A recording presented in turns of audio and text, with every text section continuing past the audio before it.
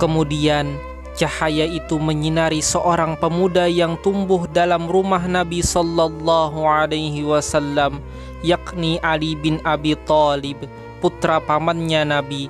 Ia adalah pemuda belia yang dipelihara dengan penuh kasih sayang oleh Rasulullah sallallahu alaihi wasallam, diberi makan, diberi minum, dan dijaga keperluannya, sehingga ia hidup laksana putra beliau sendiri.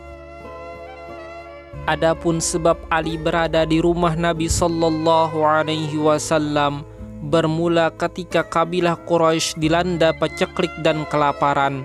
Abu Thalib, ayahanda Ali, adalah seorang yang miskin, sementara beliau menanggung banyak anak.